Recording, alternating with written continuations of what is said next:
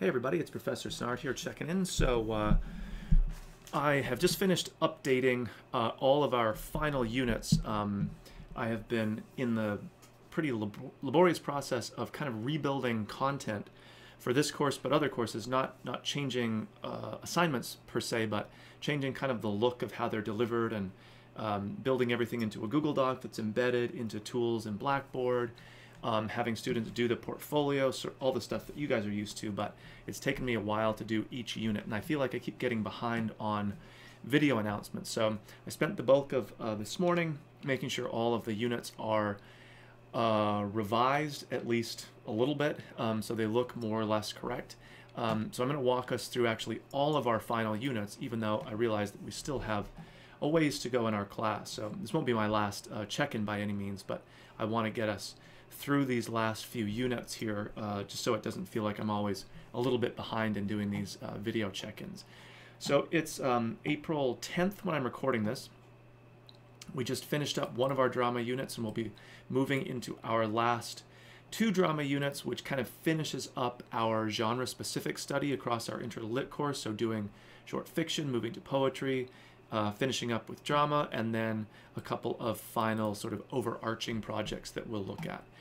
So Unit 11, which I'll just find my way into, is, oh, and I ended up watching the videos from Unit 10, the group project one, on Monday morning as it like snowed outside. And what a great way to start a Monday. I thought they were really fun to watch.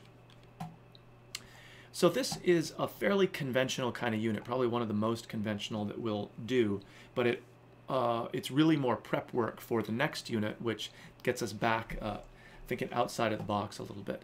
So for drama now, we read a full, although relatively short, play that felt pretty contemporary, I think, in the way people talked and acted. In our previous unit, Glassbell's Trifles, again set, decades in the past, but still I think it has a sort of contemporary feel to it. But now we're going to turn to Shakespeare's Hamlet, or at least a very limited, although pretty famous section of it. So a couple of things here. The reading requirement is to read the famous To Be or Not to Be monologue from Hamlet. There's a work analysis on Hamlet in the database here that I'm asking you to log into. Hopefully that long, ugly URL works for you. Again, just giving you a brief synopsis of the play. You maybe have run into it before, but this is a good refresher. I'm strongly recommending that you watch a movie version. There's tons to choose from. Some stick very specifically to the script or a script. There's actually multiple versions of Hamlet that exist. Others, for reasons really of time more than anything, take some liberties and cut certain things, but any version will give you the gist of the plot, the characters, kind of the big picture of what's going on. And I really, really strongly recommend that. It's a great, text, first of all, and there are some really, really good versions. I'm recommending that you read Hamlet in its entirety. I know, tall order. And I always say, especially when people are sort of intimidated by Shakespeare, or they read it on the page and they don't get a lot out of it, even if they're following kind of the gist of the plot, but aren't getting all that extra deep stuff. It was never meant to be read, in a book. It was meant to be brought to life by human actors in a theatrical situation. So again, even if the version you watch isn't following the script verbatim, as we have it in our textbook, I still think it's way more enjoyable to watch a version of it than necessarily to read the whole thing. Not that reading isn't important, but if you have the choice for an assignment like this, I really, am a big fan of just watching a version of it. So what I've excerpted here, or provided, is a bunch of different clips of basically the same quote-unquote thing, the To Be or Not to Be soliloquy from lots of different versions of Hamlet. The famous Laurence Olivier version from the mid-20th century, the famous or infamous Mel Gibson version, which I actually think is a pretty good movie. It definitely watchable, right? It runs kind of in normal movie time. Notice that these are both, right, movies that you would watch like in a theater. Here's a bit from Kevin Kline, who I normally do not associate with like Shakespearean acting, but it goes to show that just about every actor you might run into has at some point probably tackled Shakespeare. doing the to be or not to be, but very, very not like a movie version here, more like a filmed theater production, and you'll see the differences right away. And then this really interesting one, more contemporary Hamlet with David Tennant, who was Doctor Who and also famous for other things for a while. And then finally, my favorite, but also the longest to watch as a full movie, is Kenneth Branagh's version from a number of years ago. You'll notice, and what we're trying to see here is how, again, this same soliloquy is delivered by the actor, but also presented as the film experience in so many different ways. Whether we almost literally like go into the actor's head in this point. In this one, it takes place in the family crypt, and given the subject matter of the soliloquy, you'll see why that's important. This one, Hamlet's very much like sort of this loose cannon, depressed character, almost more of the stereotype Hamlet.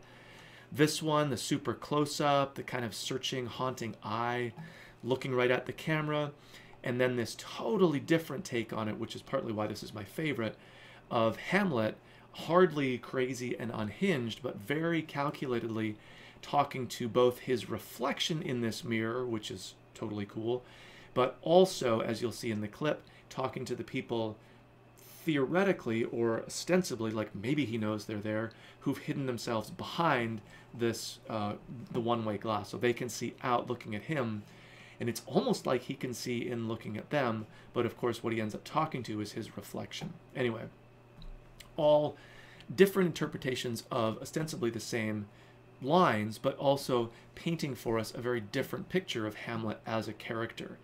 And so your job here is really just to analyze some of the clips here.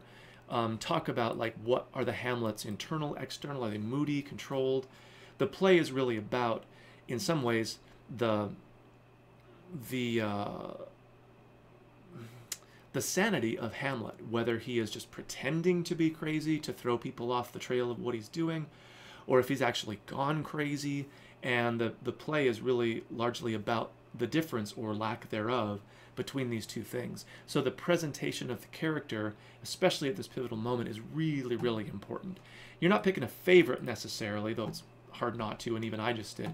But really just to think about like how the presentation of Hamlet changes the way that we think about that character. So again, pretty straightforward, but really just getting us to think about presentation and character, which leads us into the next assignment, and I'm asking you to jump into it a little bit early, which I will jump into right now, because it potentially can be a little more involved. Hopefully people get ambitious with this, is another filming project. So you are going to deliver the to be or not to be monologue. Again, you're not required to be on camera. There's lots of different creative ways of doing this, but we can still think about like staging, atmosphere. You're still delivering the lines. Don't just read them from the text. So practice, especially if you're not on camera, you don't have to memorize them, but still like deliver them, perform them, just like we see the people do in those clips. Obviously, we're taking into account that we're not Shakespearean actors. We don't have unlimited like film production resources. So we have to take that into account. But again, we really want to see the effort to like stage and perform this iconic dramatic monologue, the to be or not to be speech. Building out that portfolio page, just again, so we're kind of documenting what we're doing.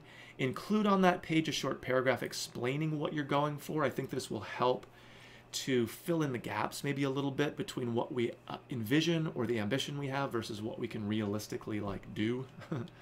And then just off the bottom of my screen is a reply component. Again, keeping in mind that we're not film production experts here.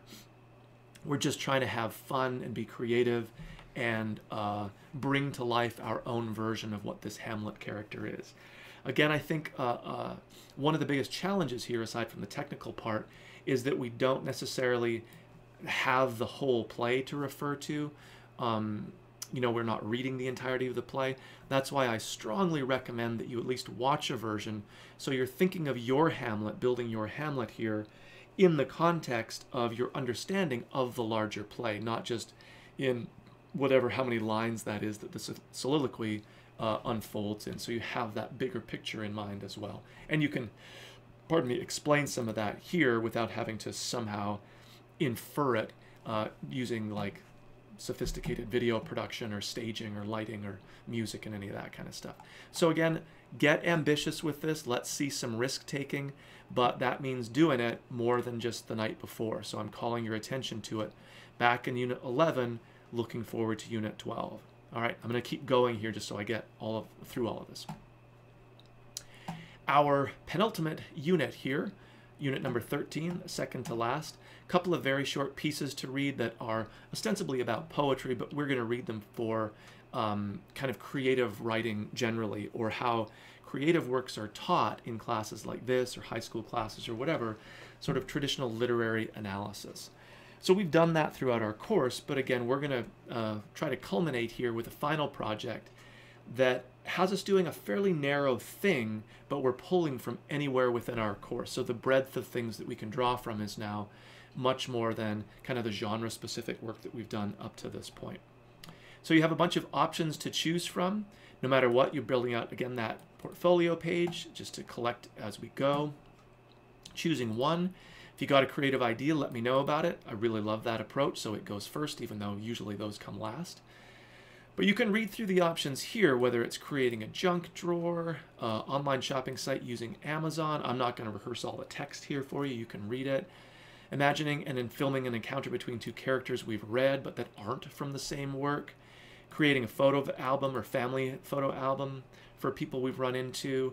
All sort of creative, or I hope creative and fun, interesting ways of doing literary analysis without just defaulting to some of the most traditional, like write an essay kind of a thing. Again, I'm not going to go through all of these right now. You can read them like in detail when you get a chance to.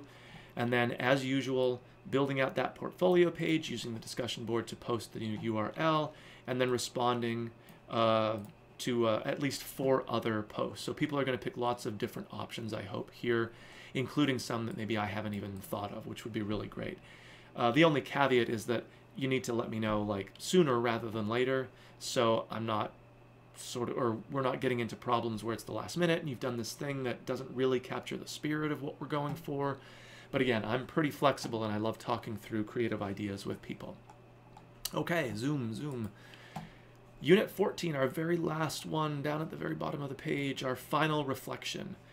So like our final project, we're looking at the breadth of our course, but we're actually doing so in a fairly broad way here.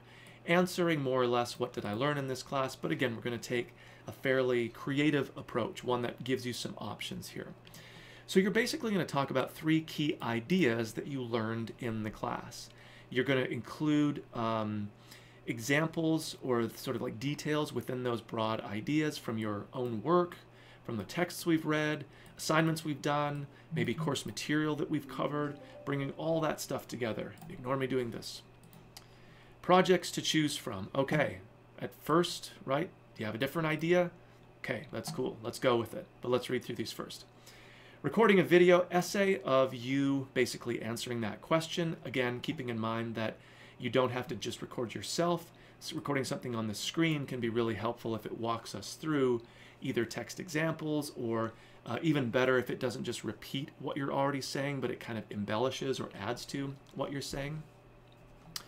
We can meet individually, face-to-face or virtually, and just have a more or less normal human conversation, but about what you learned in the class. So clearly you'll still have to do a little bit of prep thinking, but you don't just have to come in and like read an essay to me. We'll have a conversation about what you learned in the class. Kind of fun, kind of a nice way to conclude. Creating a website, right? You'd just be using your portfolio site for this.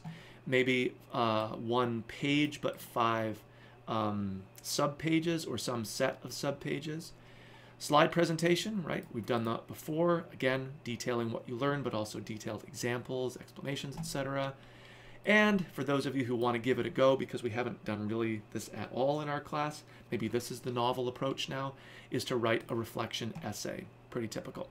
No matter what you do, build out that portfolio one last time. Post and embed your project, whatever it is. If you happen to do the meeting with me, then just do a follow-up, like a brief summary of our conversation. I don't want to create a bunch of extra work here to disincentivize the individual meeting and conversation, but we do want to have some final portfolio page built out where we kind of have a bit of a record of what we talked about. As usual, once you're done, save all your, or publish all your stuff from your portfolio, post the URL, and then reply to at least 4, and ta-da, that's it for English 1130, or at least it's almost it. There's one last piece of the puzzle, whoops, sorry, that I want to draw your attention to. And I'm afraid it's going to be just off the bottom of my screen, but you'll see it in our folder list, a final course survey. Not even an evaluation so much as just tell me about your experience in this honors online course. Again, it's the only online honors course that we've got, so I'm always interested not just like how did you find it, but also your definition of honors, if it jives with the online experience, whatever. The honors faculty advisory committee is actually, you know, it always talks about how do we define an honors course from non-honors, and it's actually a very hard, and sometimes it's an evolving question. It's not one that you just answer and you're done with. It's a question that's worth returning to sort of multiple times. Okay, whew. So that's a lot of units to cover here, but at least if I don't get back to doing a video check-in as soon as I'd like to, we've sort of covered the rest of what we're doing, but I will do my best to jump back in and make sure we're keeping on track. So as always, if you have questions, concerns, you can be in touch with me, and I will talk with everyone pretty soon.